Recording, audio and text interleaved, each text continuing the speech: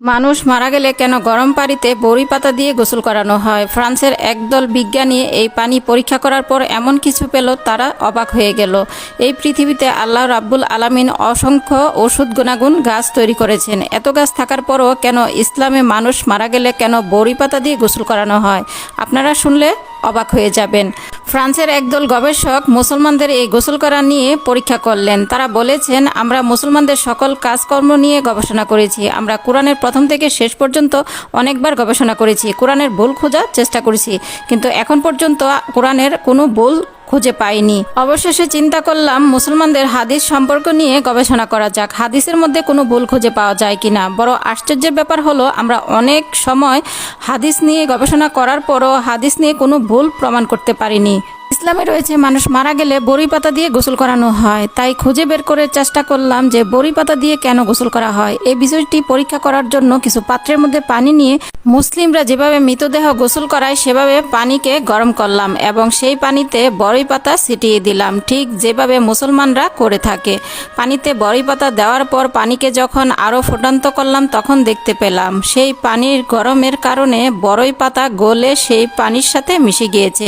আর গবেষণা করার জন্য এই পানিকে আমাদের ল্যাবে নিয়ে গেলাম। ল্যাবে নিয়ে পরীক্ষা করার পর একটা আশ্চর্য তথ্য পেল। তথ্য পাওয়ার পর ফ্রান্সের ওই গবেষকরা অবাক হয়ে গেল। তারা বলেছে, রাসূল সাল্লাল্লাহু সাল্লামের এই আধুনিক শিক্ষা বা আধুনিক ডিগ্রি ছিল না ঠিকই, কিন্তু তারপরেও তিনি কিভাবে এইসব বিষয়ে জানতেন। ফ্রান্সের গবেষকরা বলছেন, এইসব বিষয় নিয়ে যখন গবেষণা করছিলাম তখন আমাদের মাথায় এই বিষয়টি আসছিল যে 1400 বছর আগে এত বৈজ্ঞানিক বিষয় একজন মানুষ কিভাবে জানতে পেরেছিল।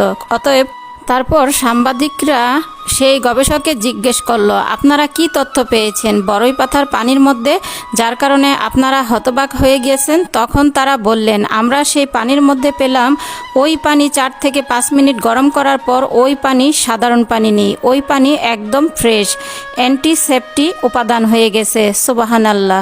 এবং আমরা যে অ্যান্টিসেপ্টিক বাজার থেকে বহু দামে কিনে এনে পানির সাথে মিশাই, তাতেও এই অ্যান্টিসেপ্টিক ন্যাচারাল পানি পাওয়া যাবে না। এটা 100% অ্যান্টিসেপ্টিক পানির মতো হয়ে গেছে। আর এর মাধ্যমে মুসলমানরা এটাই প্রচার করতে পেরেছে, যখন কোনো মানুষ এই পৃথিবী থেকে বিদায় নিয়ে চলে যাবে তখন অধিকাংশ মানুষ প্রস্রাব পায়খানা করে দেয়, নাপাক অবস্থা মারা যেতে পারে। তাই যখন সাধারণ পানি দিয়ে গোসল করে তখন তার দেহ পবিত্র নাও হতে পারে, অর্থাৎ তার দেহ নাপাক থেকে যেতে পারে। এমনিই কিন্তু বড়ি পাতার মধ্যে এতটা ঔষধি গুণাগুণ নেই। যখন সেটা পানির মধ্যে দিয়ে সেদ্ধ করা হয়, দুটো মিলে ঔষধি গুণাগুণ অনেক বেড়ে যায় এবং সেটা হয়ে যায় 100% অ্যান্টিসেপ্টিক ক্লিন ওয়াটার। সেখানে আর কোনো অপবিত্র থাকে না এবং সেই পানি দিয়ে ধৌত করার কারণে সেই লাশটিও 100% জীবাণুমুক্ত হয়ে যায়। সুবহানাল্লাহ। আল্লাহ তাআলা সবাইকে বোঝার তৌফিক দান করুক, আমিন। এই ভিডিওটি ভালো লাগলে অবশ্যই শেয়ার করে সবাইকে দেখার সুযোগ করে দিবেন। 30 বছর পর নিজের প্রাক্তন স্বামীকে বৃদ্ধাশ্রমে দেখে চমকে গেলাম, কিছু বুঝতে পারছিলাম না। এত বছর পর মানুষটাকে এভাবে দেখতে হবে, একদম অকল্পনীয়।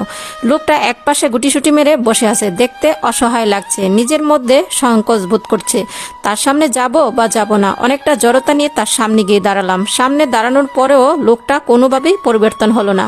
বুঝতে অসুবিধা হলো না, সামনে থাকা মানুষটা আর চোখে দেখতে পারে না। 30 বছর আগে পারিবারিকভাবেই আমার সাথে বিয়ে হয়েছিল আমার স্বামীর। বেশ ভালোই চলছিল সংসার। যৌথ হওয়াতে পুরো পরিবার একসাথে থাকতো। শান্ত স্বভাব হওয়াতে সবার সাথে আমার খুব ভালো সম্পর্ক ছিল, আমাকে সবাই ভালোবাসতো। বিয়ের 2 বছর পর যখন আমার সন্তান হচ্ছিল না, তখন শ্বশুরবাড়ির লোকজন বিভিন্নভাবে আমাকে চাপ দিতে লাগলো। অবশেষে রিপোর্ট থেকে জানতে পারি আমি কখনো মা হতে পারবো না। এরপর থেকে শুরু হলো মানসিক যন্ত্রণা। তবুও সব সহ্য করে চুপ ছিলাম, এই ভেবে যে আমার ভালোবাসার মানুষটা আমার পাশে আছে। আমার সাথে তার বিপরীত কিছু হলো না। পরিবারের চাপে আমার স্বামীও আমার কাছ থেকে দূরে সরে গেল। তবুও নিজেকে মানিয়ে নিতাম যে মানুষটা হয়তো মনের কষ্টে আমার সাথে এমন করতেছে। শ্বশুরবাড়িতে থাকাটা যখন অনেক যন্ত্রণা হয়ে গেল, তখন ঠিক করলাম বাপের বাড়িতে কিছুদিন গিয়ে থাকবো, এতে পরিবেশটা হয়তো শান্ত হবে। যেদিন স্বামীকে বললাম বাপের বাড়িতে যাব, সেদিন তার উত্তর পেলাম না। আগেরকার সময় বাপের বাড়িতে যাওয়ার কথা বললে মুখটা কালো হয়ে যেত, এবার কোনো পরিবর্তন দেখলাম না। বাপের বাড়িতে যাওয়ার 3 দিন পর একটা কুরিয়ার আসলো। এটাতে লেখা ছিল আমার স্বামীর বিয়ের কথা আর ডিভোর্সের পেপার।